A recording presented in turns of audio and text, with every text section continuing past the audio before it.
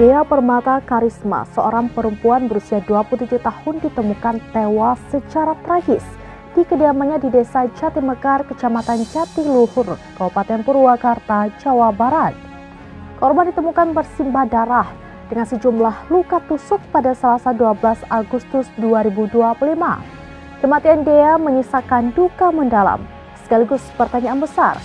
Pasalnya menurut kesaksian keluarga, korban ternyata sudah berulang kali menerima ancaman pembunuhan dan bahkan sudah pernah melaporkannya kepada pihak kepolisian namun tidak mendapatkan tindak lanjut.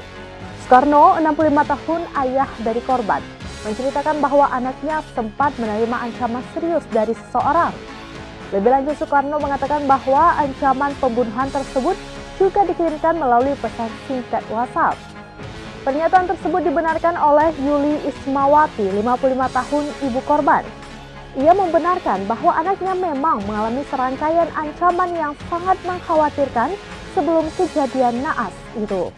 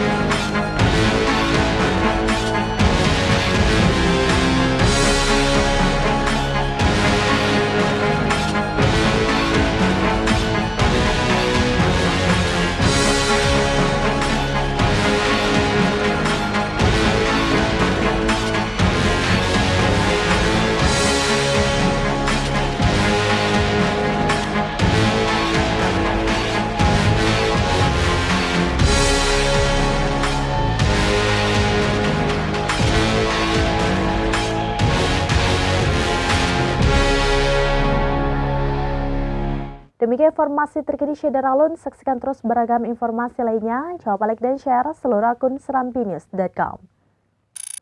Download Tribun X sekarang, menghadirkan lokal menjadi Indonesia.